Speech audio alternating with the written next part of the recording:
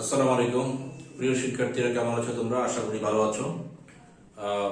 পূর্বের যে ক্লাস আমরা করেছিলাম সেখানে আমরা কোষের শ্রেণী সমবায় এবং সমান্তরাল সমবায় এবং সেখানে আমরা ওই যে বর্তনীতে কোষগুলোর শ্রেণীতে এবং সমান্তরালে যুক্ত সেখানে তড়িৎ প্রবাহের মান বের করেছি এবং কির্চফের প্রথম এবং দ্বিতীয় সূত্র নিয়ে আলোচনা করেছি। আজকে আমরা আলোচনা করব যে কির্চফের সূত্রের ব্যবহার। কির্চফের সূত্র ব্যবহার করে দুটা রোধ যদি নাকি সমান্তরালে যুক্ত থাকে, তাই ওই রোধগুলোর উপর দিয়ে প্রবাহিত যে তড়িৎ প্রবাহ পৃথক পৃথকভাবে সেগুলো আমরা বের করবো। সেগুলো আমরা সচরাচর তোমার এই ওহমের সূত্র ব্যবহার করেই আমরা ব্যবহার করতে পারতাম, কিন্তু এক্ষেত্রে আমরা কির্চফের দ্বিতীয় সূত্র প্রয়োগ করে তোমার চেষ্টা করব যে এই সমান্তরাল সমবায় যুক্ত যে রোধগুলি তার উপর দিয়ে যে প্রবাহিত তড়িৎগুলো, এই তড়িৎগুলো হচ্ছে কি কির্চফের দ্বিতীয় সূত্র ব্যবহার করে বের করা। এই সাথে আমরা আজকে চেষ্টা করব হুইটস্টোন ব্রিজ নীতি। হুইটস্টোন ব্রিজ কি এটা এবং হুইটস্টোন ব্রিজ নীতিটা আমরা প্রতিপাদনের চেষ্টা করব। এই দুটো জিনিস আমরা আজকে চেষ্টা করব যে কিভাবে করতে হয়। তার আগে আমরা দেখছি যে কির্চফের যে দ্বিতীয় সূত্রের ব্যবহার, ডান দিকের যে চিত্রটা সেদিকে আমরা একটু যদি ক্যামেরাটা নিয়ে আসি তাহলে আমাদের জন্য একটু সুবিধা হবে। ওকে, আমরা এখানে দেখছি যে কির্চফের যে সূত্রের যে ব্যবহারটা আর কি, এখানে যদি আমরা চলে আসি কির্চফের সূত্রের ব্যবহারটা, এখানে তোমরা দেখো যে একটা তড়িৎ বর্তনী যেখানে তোমার R1 এবং R2 রোধ, এরা সমান্তরাল সমবায় যুক্ত এবং এই দুটা রোধের বাম প্রান্ত তোমার এ বিন্দুতে যুক্ত এবং তাদের ডান প্রান্ত বি বিন্দুতে যুক্ত। সুতরাং কোষগুলো সমান্তরাল সমবায় আছে তো, এবং কোষগুলি মনে করে একটা তড়িৎ কোষের সাথে যুক্ত যেখানে একটা চাবিও আছে। তাহলে সচরাচর আমরা যদি স্বাভাবিকভাবে করতাম তাহলে এই এ বিন্দু এবং বি বিন্দুর বিভব পার্থক্য আমরা বলে দিতাম যে ভি দুই বিন্দুর বিভব পার্থক্য সমান, অর্থাৎ এই বিন্দু বি বিন্দুর বিভব পার্থক্য ভি এ মাইনাস বিবি আমরা লিখে দিতাম I1 R1। একইভাবে যেহেতু এই বিন্দু বি বিন্দুর বিভব পার্থক্য এই দুই বিন্দুর মধ্যে R2 রোধ পড়েছে, এই R2 রোধেরও দুই বিন্দু বিন্দু বি বিন্দু, তাহলে R1 রোধের দুই বিন্দুর বিভব পার্থক্য ভি এ মাইনাস বিবি সমান IR লিখতে পারি ওহমের সূত্র অনুযায়ী। এবং এইটারও R2 রোধেরও দুই বিন্দু এই বিন্দু বি বিন্দু, তাহলে সেই রোধেরও দুই বিন্দুর বিভব পার্থক্য I2 R2। যেহেতু R2 রোধের উপর দিয়ে I2 তড়িৎ প্রবাহ গিয়েছে সেজন্য আমরা এটা লিখে দিতে পারি। তখন আমরা I1 R1 সমান I2 R2 লিখব। এভাবে আমরা I1 এবং I2 মান বের করতে পারবো, কিন্তু আমরা চাচ্ছি যে এভাবে না গিয়ে যদি ওহমের সূত্র ব্যবহার করি। এখানে আমরা দেখছি যে কোষ থেকে I যে প্রবাহিত যে তড়িৎ আইটা সেটা এ বিন্দুতে এসে দুইটা ভাগে ভাগ হয়ে গেছে, একটা I1 একটা I2। I1 তড়িৎ প্রবাহ R1 রোধের উপর দিয়ে গিয়েছে, I2 তড়িৎ R2 রোধের উপর দিয়ে গিয়ে দুটো গিয়ে বি বিন্দুতে তোমার I1 I2 মিলিত হয়ে I নামকরণ করে আবার কোষের ঋণাত্মক প্রান্ত হয়ে আবার এই বিন্দুতে চলে এসেছে। তাহলে এই যে এইভাবে তোমার চলে এসেছে, এখানে আমরা কির্চফের যে প্রথম এবং দ্বিতীয় সূত্র প্রয়োগ করি, তাহলে এই বিন্দুতে যদি কির্চফের প্রথম সূত্র প্রয়োগ করি, এই বিন্দুতে কির্চফের প্রথম সূত্র প্রয়োগ করি, তাহলে এই বিন্দুতে তড়িৎ প্রবাহ I ঢুকেছে, তাহলে প্লাস I। এই বিন্দু থেকে I1 বেরিয়ে গেছে, এই জন্য বিয়োগ I1। এই বিন্দু থেকে I2 বেরিয়ে গেছে, এই জন্য বিয়োগ I2 সমান সমান 0। সেখান থেকে আমরা লিখতে পারি I সমান সমান I1 প্লাস I2। তাহলে এক্ষেত্রে আমরা কির্চফের প্রথম সূত্র ব্যবহার করে দেখাতে পারছি যে এই বিন্দুতে তিনটে তড়িৎ প্রবাহ আছে, যেখানে I ঢুকতেছে এই জন্য প্লাস I, এই বিন্দু থেকে I1 বেরিয়ে যাচ্ছে এই জন্য বিয়োগ I1, এই বিন্দু থেকে I2 বেরিয়ে যাচ্ছে এই জন্য বিয়োগ I2 ইকুয়াল টু 0। তাহলে আমরা একদম পরিষ্কার ক্লিয়ার যে I তড়িৎ প্রবাহ, আমরা আগে যে বলতাম যে I প্রবাহটা তোমার দুই ভাগে বিভক্ত হয়ে I1 I2 এই দুই অংশে বিভক্ত হয়ে গেল। তাহলে এখানে আমাদের সেই প্রমাণটা আমরা পেলাম কির্চফের প্রথম সূত্র অনুসারে। এখন আমরা এই যে তড়িৎ বর্তনী যে এই লুপটা আছে, এই লুপের মধ্যে কির্চফের দ্বিতীয় সূত্রটা প্রয়োগ করব। তো কির্চফের আমরা যদি দ্বিতীয় সূত্রটা প্রয়োগ করি তাহলে এই বিন্দু থেকে আমি যাত্রা করে এই বরাবর যাব, গিয়ে এখান হয়ে তারপরে আবার এই বিন্দুতে আসবো, এই বিন্দু থেকে বি হয়ে বি থেকে আবার আমরা এতে আসবো, বি হয়ে আবার এদিক দিয়ে চলে আসবো আর কি। তাহলে এই বিন্দু থেকে যাত্রা শুরু করে তাহলে আমার আসবে প্লাস I1 R1। আচ্ছা, যেহেতু আমি এদিকে যাচ্ছি, তড়িৎ প্রবাহ ওদিকে, এই জন্য প্লাস I1 R1 বি বিন্দুতে পৌঁছে গেলাম। এখন বি বিন্দু থেকে আবার যখন আমি তোমার কোথায় আসবো, এই বিন্দুতে আসবো, তাহলে এখানে দেখছি আমি যেদিকে যাচ্ছি কারেন্ট তার উল্টো দিকে, এই জন্য হচ্ছে বিয়োগ I2 R2, এবং এই লুপের মধ্যে কোনো হচ্ছে তড়িৎ কোষ নাই, এই জন্য কোনো তড়িৎ চলক শক্তিও নাই, সমান সমান হচ্ছে 0। তাহলে আমি এখান থেকে লিখতে পারি বা I1 I2 R2 equal to হচ্ছে I1 R1। ঠিক আছে, I2 R2 সমান সমান R1। তাহলে এখানে আমি I2 ভাগ I1 এটা লিখতে পারি I2 ভাগ R1, সরি I2 ভাগ I1 সমান সমান R1 ভাগ হচ্ছে R2। অর্থাৎ এই দুটো সমান, একটু আগে আমরা এই দুটো সমান কিভাবে দেখিয়েছিলাম যে এই বিন্দু এবং বি বিন্দুর বিভব পার্থক্য VA - VB সমান I1 R1, আবার R2 রোধের জন্য দুই বিন্দু একই, এই জন্য লিখছিলাম VA - VB equal to I2 R2। অথচ সেটা কিসের সূত্র প্রয়োগ করে আমরা ইজিলি দেখাতে পারছি যে I1 R1 বিয়োগ I2 R2 সমান, সেখান থেকে I1 R1 সমান I2 R2। এখন I2 কে আমরা I1 দ্বারা ভাগ করে ফেললাম, I2 ভাগ I1, R2 টা উপরে চলে গেল R1 ভাগ R2। উভয় পক্ষে আমরা এক যোগ করে দেব। যদি উভয় পক্ষে আমরা এক যোগ করে দিই তাহলে আসে I2 ভাগ I1 প্লাস 1 সমান R1 ভাগ R2 প্লাস 1। তাহলে সেই ক্ষেত্রে আসবে তোমার I2 প্লাস I1 ভাগ হচ্ছে I1 সমান R1 প্লাস R2 ভাগ হচ্ছে তোমার R2। এখন I1 প্লাস I2 এটা আমরা পেয়েছি কত, তোমার হচ্ছে I। এটাকে আমরা যদি আরেকটু অংশে আমরা নামিয়ে দিই ক্যামেরাটা, তাহলে আমাদের জিনিসটা পরিষ্কার হবে যে I2 বা I1 plus 1, I2 plus I1 সমান সমান হচ্ছে I। তাহলে আমরা এখানে I লিখি, বা I ভাগ হচ্ছে I1 equal to R1 plus R2 ভাগ হচ্ছে R2। ওকে, তাহলে এখান থেকে আমরা এটা লিখে দিতে পারি। তাহলে এখন আমরা যদি এখান থেকে I1 এর মানটা লিখতে চাই, আমরা ডান সাইডে এই জায়গাটা যদি নাকি আমরা লিখি আর কি, তাহলে আমরা এখান থেকে লিখতে পারবো যে I1 ইকুয়াল টু হচ্ছে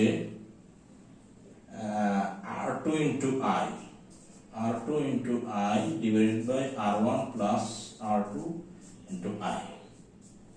অর্থাৎ আমরা এখানে যেটা দেখতে পাচ্ছি আর কি, যে ডান দিকে যদি আমরা যাই ওই অংশটার মধ্যে, যে এখান থেকে যদি I বা I1 এত হয়, I1 ইন্টু এত সমান R2 ইন্টু I, তাহলে I1 সমান সমান হচ্ছে R2 into I, R2 into I to I divided by R1 plus R2। একইভাবে আমরা দেখাতে পারি যে I2 ইকুয়াল টু হচ্ছে R1 divided by R1 plus R2 into হচ্ছে I। তাহলে এইভাবে আমরা কির্চফের সূত্র প্রয়োগ করে আমরা হচ্ছে এই দুটা রোধ, একটা বর্তনীতে দুটা রোধ যদি শ্রেণী সমবায় যুক্ত থাকে তাহলে আমরা এটা হচ্ছে এটাকে দেখাতে পারি। তাহলে আমরা এখন এই হুইটস্টোন ব্রিজ নীতিটা একটু চলে আসব, সেটা আমরা একটু দেখি যে কিভাবে আমরা হুইটস্টোন ব্রিজ নীতিটা প্রতিপাদন করতে পারি। তো হুইটস্টোন ব্রিজ নীতি ডান বাম দিকে চিত্রে আমরা চলে আসি।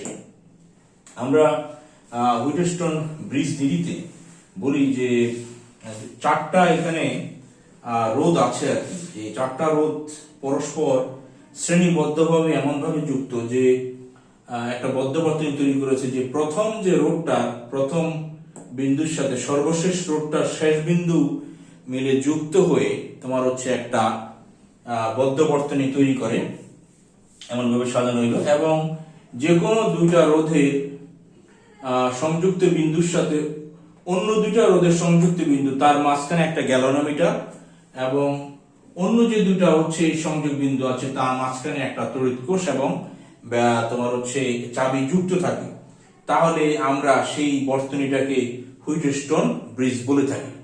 তাহলে আমরা আরেকটু যদি পরিষ্কার দেখতে চাই,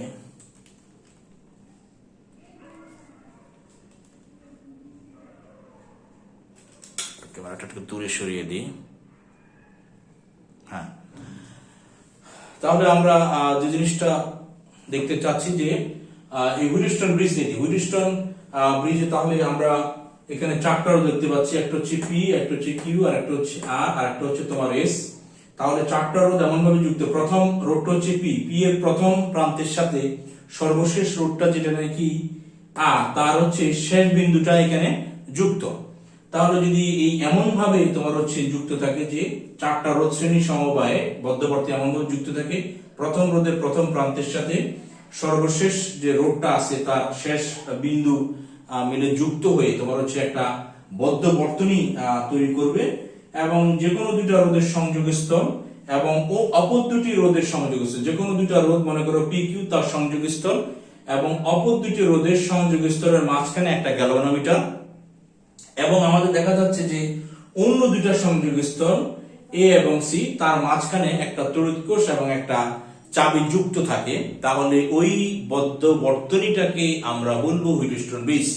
তাহলে এখানে আমাদের চারটা সংযোগস্থল আছে, খেয়াল করো, পি এবং কিউ এর মাঝখানে বি সংযোগস্থল, আর এবং এস এর মাঝখানে ডি সংযোগস্থল, পি এবং আর এর মাঝখানে এ সংযোগস্থল, কিউ এবং এস এর মাঝে সি সংযোগস্থল। তাহলে যে কোনো দুটো সংযোগস্থল এবং অন্য দুটি সংযোগস্থলের মাঝখানে একটা গ্যালভানোমিটার। আচ্ছা, এছাড়া আর বাকি দুটো যে সংযোগস্থল তার মাঝখানে একটা তড়িৎ কোষ এবং চাবি যুক্ত আছে। তাহলে এই বদ্ধ বর্তনীটাকে আমরা বলবো হুইটস্টোন ব্রিজ। এখন এখানে মজার ব্যাপার হচ্ছে যে এই কোষ তড়িৎচলক তোমার হচ্ছে শক্তি ই শক্তি বিশিষ্ট একটা কোষ আছে, সেই কোষ থেকে কোষ এই বর্তনীতে যুক্ত। এখান থেকে মনে করো আই তড়িৎ প্রবাহ স্টার্ট করলো, আই তড়িৎ প্রবাহ শুরু হয়ে তোমার হচ্ছে এই বিন্দুতে গিয়ে তোমার হচ্ছে দুটো অংশে ভাগ হয়ে গেল, একটা হচ্ছে I1 প্রবাহ, একটা I2 প্রবাহ।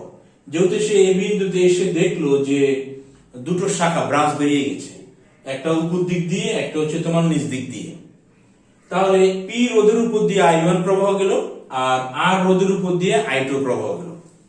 কিন্তু I1 প্রবাহ পি বিন্দুর উপর দিয়ে গিয়ে বি বিন্দুতে এসে যখন দেখলো সেখানেও দুটো শাখা, তখন এই I1 প্রবাহ বি বিন্দুতে দুটো শাখা, একটা হচ্ছে কিউ রোধ আর একটা দেখা যাচ্ছে যে বি বিন্দু থেকে একটা গ্যালভানোমিটার যুক্ত আছে, বি বিন্দু এবং ডি বিন্দুর মাঝখানে একটা গ্যালভানোমিটার।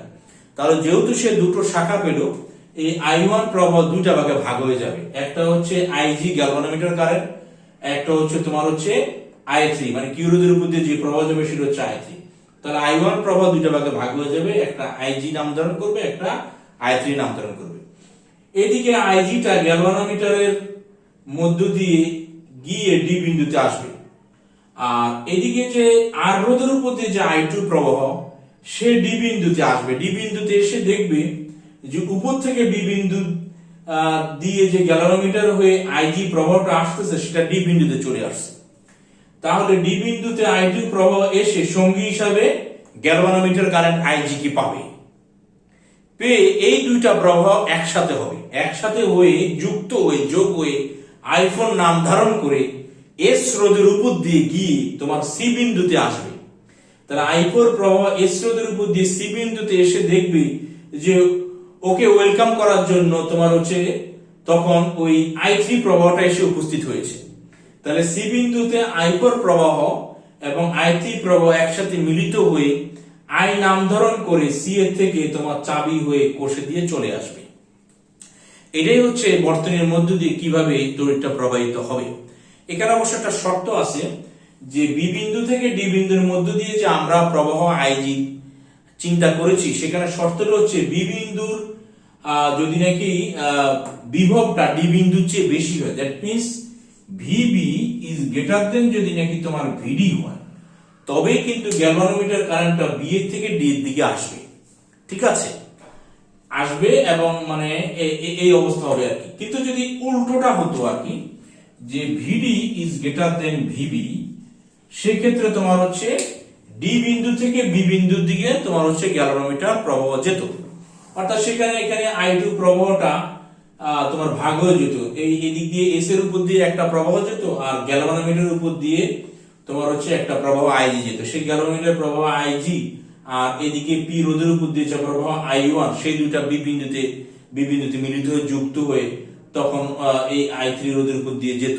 কিন্তু এক্ষেত্রে আমরা সেটা কাউন্টে নিচ্ছি না, আমরা ধরে নিচ্ছি যে বি বিন্দুর প্রবাহ তোমার হচ্ছে বি বিন্দুর বিভবটা ডি বিন্দুর চেয়ে বেশি, আমরা এটা ধরছি। যদি উল্টোটা হতো, ডি বিন্দুর প্রভাব ডি বিন্দুর বিভব বি বিন্দুর চেয়ে বেশি হতো, তাহলে ডি এর থেকে বি এর দিকে তোমার গ্যালোমিটার কারেন্ট যেত, অর্থাৎ এরকম হতো আর কি, আইজি হতো। কিন্তু আমরা সেটা এখন ধরছি না, আমরা ধরছি যে বি এর বিভব ডি বিন্দুর চেয়ে বেশি, অর্থাৎ বি বিন্দু is potentially higher than D বিন্দু। তো সেক্ষেত্রে বি এর থেকে ডি এর দিকে যাচ্ছে। তাহলে এই হচ্ছে আমাদের এই গ্যালভানোমিটার এই হুইটস্টোন ব্রিজের মধ্য দিয়ে কোনখান দিয়ে কিভাবে তড়িৎ প্রবাহ হচ্ছে। এখন হুইটস্টোন ব্রিজ নীতিটা কি? নীতিটা হচ্ছে যে যদি এই প্রথম বাহু হচ্ছে রোধ হচ্ছে পি, দ্বিতীয় বাহু রোধ হচ্ছে কিউ, তৃতীয় বাহু রোধ হচ্ছে আর, চতুর্থ বাহু রোধ হচ্ছে এস। যদি এমন হয় যে প্রথম বাহুর রোধ ভাগ দ্বিতীয় বাহুর রোধ ইকুয়াল টু তৃতীয় বাহুর রোধ ডিভাইড বাই চতুর্থ বাহুর রোধ, তাহলে এই গ্যালভানোমিটারের মধ্য দিয়ে কোনো তড়িৎ প্রবাহিত হবে না। আবার বলি, প্রথম বাহুর রোধ পি ভাগ কিউ ইকুয়াল টু যদি আর বাই এস হয়, তাহলে আইজি ইকুয়াল টু 0 হবে। তার মানে আমাকে এখানে বলছে যে P by Q equal to যদি আর বাই এস হয়, তাহলে গ্যালভানোমিটার কারেন্ট ইকুয়াল টু 0 হবে। তাহলে এটা হচ্ছে হুইটস্টোন ব্রিজ নীতি। এটা আমরা এখন প্রমাণ করব যে গ্যালভানোমিটার কারেন্ট কিভাবে 0 আসে, সেটা আমরা দেখবো আর কি। বা আমরা এভাবে প্রমাণ করতে পারি, এভাবেই করব যে আগে গ্যালভানোমিটার কারেন্টটা 0 ধরে নিয়ে দেখবো যে P by Q equal to R by S হয় কিনা। তাহলে এটা প্রমাণিত হয়ে যাবে যে হচ্ছে প্রথম বাহু এবং দ্বিতীয় বাহুর রোধের অনুপাত তৃতীয় এবং চতুর্থ বাহুর রোধের অনুপাতের সমান হলে পরে যে গ্যালভানোমিটার কারেন্ট 0 আসবে, অর্থাৎ গ্যালভানোমিটার তোমার হচ্ছে কোনো ডিফ্লেকশন দিবে না। ঠিক আছে, তাহলে এই জিনিসটা আমরা একটু প্রমাণ করার চেষ্টা করি। তাহলে আমরা এ বিন্দু এবং হচ্ছে তোমার সি বিন্দুতে কিরশফের প্রথম সূত্র প্রয়োগ করি, আর বাম দিকের লুপ এবং ডান দিকের লুপের মধ্যে কিরশফের দ্বিতীয় সূত্রটা প্রয়োগ করে আমরা এই প্রমাণটা করার চেষ্টা করি, এবং এটা দিয়ে অঙ্ক আছে। তাহলে আমরা প্রথমে এদিকে চলে যাই। এই বিন্দুতে যদি আমরা কিরশফের প্রথম সূত্র প্রয়োগ করি, এই বিন্দুতে আমরা করব কি, কিরশফের প্রথম সূত্র প্রয়োগ করব, কিরশফের প্রথম সূত্র। তো কিরশফের প্রথম সূত্র যদি আমরা প্রয়োগ করি, তাহলে আমরা এই বিন্দু দেখতেছি আই তড়িৎ প্রবাহ আসতেছে, তাহলে প্লাস আই,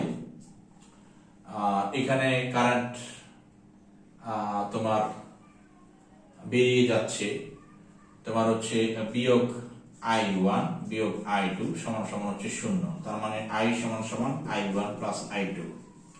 তো এগুলো আমরা জানি। আমরা আরেকটা করি যে বি বিন্দুতে যদি নাকি আমরা তোমার হচ্ছে কিরশফের সূত্র প্রয়োগ করি, তাহলে বি বিন্দুতে আমরা যদি নাকি কিরশফের সূত্র প্রয়োগ করি, বি বিন্দুতে প্রথম সূত্র আমরা প্রয়োগ করি, বি বিন্দুতে কিরশফের সূত্র। বি বিন্দুতে কি কারেন্ট আসতেছে? তিনটা কারেন্ট আছে, একটা হচ্ছে I1, একটা হচ্ছে IG, একটা I3।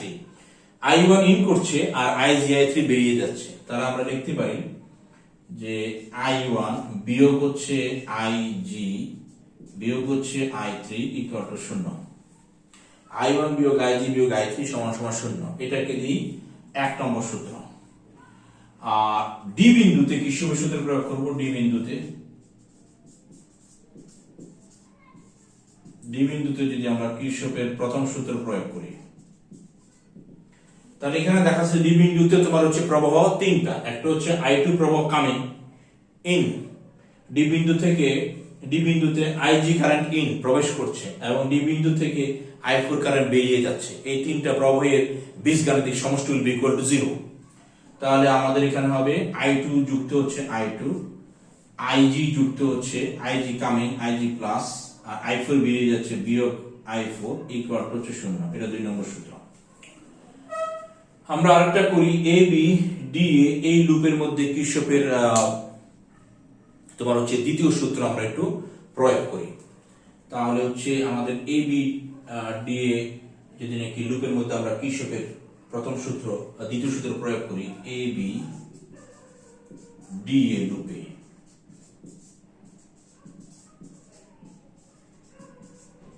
কিরশফের দ্বিতীয় সূত্র। তাহলে খেয়াল করো, এ বি ডি এ, এ বিন্দু থেকে বি বিন্দু হয়ে ডি বিন্দু হয়ে আবার এই বিন্দুতে আসবো। তাহলে এ থেকে বি তে যদি যাই তাহলে আসবে তোমার I1P প্লাস IgG বিয়োগ I2R ইকুয়াল টু 0। এটা হচ্ছে 3 নম্বর সমীকরণ। তাহলে আবার দেখি, এই বিন্দু থেকে বিতে যাব, তার হচ্ছে পি রোধের উপর যে I1 প্রবাহ, আমি যেহেতু এ বরাবর যাচ্ছি, আমি যেদিকে যাচ্ছি প্রবাহ সেদিকে, তার হচ্ছে প্লাস I1P। আমি বি এর থেকে ডিতে যাব, আমি বি এর থেকে ডিতে যাব, প্রবাহ ওইদিকে, এই জন্য হচ্ছে প্লাস IgG। আমি ডি থেকে এ তে আসবো, আমি যাব ডি এর থেকে এ তে, প্রবাহ হচ্ছে উল্টা এ থেকে ডি তে, এই জন্য বিয়োগ I2R সমান 0। এটা হচ্ছে 3 নম্বর তোমার হচ্ছে আমাদের সমীকরণ। এবার আমরা আসি ডান দিকে, বিসি ডিবি এই লুপের মধ্যে আর কি। বিসি ডিবি যদি লুপে যাই আমরা,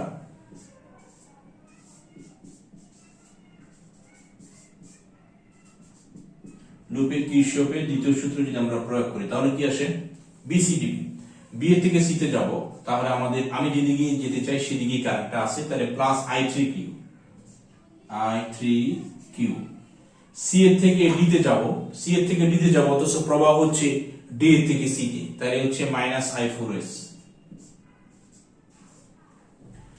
আবার সি এর থেকে ডি তে হয়ে আমি ডি এর থেকে বি তে যাব, ডি এর থেকে বি তে যাব, প্রবাহ হচ্ছে বি এর থেকে ডি এর থেকে উল্টো, এই জন্য হচ্ছে মাইনাস IgG। 4 নম্বর। তাহলে আমরা তারপর দেখি, আমাদের ডান দিকে যে লুপটা ছিল সেখানে BCDB, বি এর থেকে সি তে গেছি, এই জন্য হচ্ছে প্লাস I3Q। সি এর থেকে ডি তে গিয়েছি, এটা হচ্ছে মাইনাস I4S। মাইনাস এই কারণে যে সি এর থেকে ডি তে গেলাম, প্রবাহ হচ্ছে ডি এর থেকে সি তে, এই জন্য হচ্ছে মাইনাস I4S। আবার ডি এর থেকে বি তে গিয়েছি, কিন্তু প্রবাহ হচ্ছে বি এর থেকে ডি তে, এই জন্য হচ্ছে মাইনাস IgG ইকুয়াল টু 0। এটা 4 নম্বর সমীকরণ। প্রথম যে লুপটা সেটা আরেকবার দেখি। প্রথম লুপে আমি এ বি ডি এ এইভাবে গিয়েছি আর কি। তাহলে এ থেকে বি তে গিয়েছি, এটা হচ্ছে প্লাস I1P। বি এর থেকে ডি তে গিয়েছি, প্লাস হচ্ছে IgG, মানে আমি যেদিকে যাচ্ছি কারেন্ট সেদিকে। ডি এর থেকে এ তে এসেছি, কিন্তু আমি ডি এর থেকে এ তে এসেছি, প্রবাহ হচ্ছে এ থেকে ডি এর থেকে, এই জন্য হচ্ছে তোমার কত, minus I2R equal to 0। Equal to 0 কেন? কারণ যেহেতু এই লুপের মধ্যে কোনো তড়িৎ কোষ নাই, এই জন্য কোনো তড়িৎ চালক শক্তিও নাই, এই জন্য হচ্ছে 0। এখন এই 1 2 3 4 এই যে আমরা 4টা তোমার হচ্ছে সমীকরণ পেয়েছি, 1 2 হচ্ছে কিরশফের প্রথম সূত্র ব্যবহার করে, এবং 3 4 হচ্ছে কিরশফের দ্বিতীয় সূত্র ব্যবহার করে। এই 4টা সমীকরণের মধ্যে আমরা গ্যালভানোমিটারের কারেন্টটা 0 বসিয়ে দেব। কেন? কারণ আমাদেরকে বলেছে যে P/Q = R/S হলে গ্যালভানোমিটার কারেন্ট 0 হবে, আর আমরা গ্যালভানোমিটার কারেন্টটা 0 বসিয়ে দিয়ে দেখি যে P/Q = R/S হয় কিনা। তাহলে 4টা সমীকরণে 4টা নতুন রূপ আসবে। তাহলে আমরা এই ক্ষেত্রে 1 নম্বর যদি বসিয়ে দিয়ে Ig = 0, স্রেফ Ig 0, এখানে Ig 0, এখানে Ig 0, এখানে Ig 0, 4টা সমীকরণে Ig যদি নাকি 0 বসিয়ে দিই, দ্যাট মিন্স গ্যালভানোমিটার কারেন্ট যদি নাকি 0 আসে, তাহলে কি দাঁড়ায়? তাহলে আমাদের 1 নম্বর সমীকরণে আমরা বলতে পারি যে একটা দাঁড়াচ্ছে যে I1 বিয়োগ I3 ইকুয়াল টু 0, বা I1 সমান সমান I3। 2 নম্বর সূত্রে আমাদের এভাবে আসতেছে যে I2 Ig তো 0, এটা লিখলাম না, বিয়োগ I4 সমান 0, বা আমি বলতে পারি I2 সমান সমান হচ্ছে I4। এই দুটো আমার 3 এবং 4 এ কাজে লাগবে। 3 নম্বর সমীকরণ আমার দাঁড়াচ্ছে যে যেহেতু গ্যালভানোমিটার কারেন্ট 0, I1P বিয়োগ I2R ইকুয়াল টু হচ্ছে 0, বা এখান থেকে আমি লিখতে পারি I1P সমান সমান হচ্ছে I2R। 4 নম্বর যে সূত্রটা সেটা কি দাঁড়াচ্ছে? 4 নম্বর সূত্র দাঁড়াচ্ছে I3Q বিয়োগ I4S সমান সমান হচ্ছে 0। এখান থেকে আমি লিখতে পারি I3Q সমান সমান হচ্ছে I4S। ওকে, তাহলে আমার দেখি এখানে ঠিক আছে কিনা। 3 নম্বর যে সমীকরণটা I1P বিয়োগ এই Ig গ্যালভানোমিটার 0 লিখেছি আমি, এটা 0। I1P বিয়োগ I2R এটা আসতেছে 0, বা এখানে I1P সমান সমান আমি I2R লিখতে পারি। এখানে 4 নম্বর যে সমীকরণটা সেখানে I3Q বিয়োগ I4S সমান সমান 0 আসবে। I3Q বিয়োগ I4 0, যেহেতু IJ-টা 0 লিখেছি, I3Q বিয়োগ I4 এর সমান 0, তাহলে আমি লিখতে পারি I3Q ইকুয়াল টু হচ্ছে তোমার I4S। এখন আমি 3 এবং 4 কে থেকে যে যা পেয়েছি 1 এবং 2 এর মধ্যে গ্যালভানোমিটার কারেন্ট 0 লেখার কারণে I1 সমান I3 এবং 2 নম্বর সমীকরণে I2 ইকুয়াল টু I4 পেয়েছি গ্যালভানোমিটার কারেন্ট 0 লেখার কারণে। গ্যালভানোমিটার কারেন্ট 0 লেখার কারণে 3 এবং 4 নম্বর সমীকরণ ছোট হয়ে এসেছে I1P সমান I2R, আর 4 নম্বরটা এসেছে I3Q সমান সমান I4S। তাহলে 3 এবং 4 যে ছোট হয়ে এসেছে, এই ছোট সমীকরণগুলোকে আমরা আবার কি করব, ভাগ দিয়ে দিব। এখন ইচ্ছা করলে 3 এবং 4 যে নতুন ফর্ম এসেছে সেটাকে আমি 5-6 সমীকরণ দিতে পারি, অথবা জটিলতা এড়ানোর জন্য তো দরকারও নেই, এই দুটোকে স্রেফ আমরা ভাগ করে দিতে পারি। যদি এই দুটোকে আমরা ভাগ করে দিই তাহলে আমাদের আসে I1P ভাগ হচ্ছে I3Q সমান সমান I2R ভাগ হচ্ছে I4S।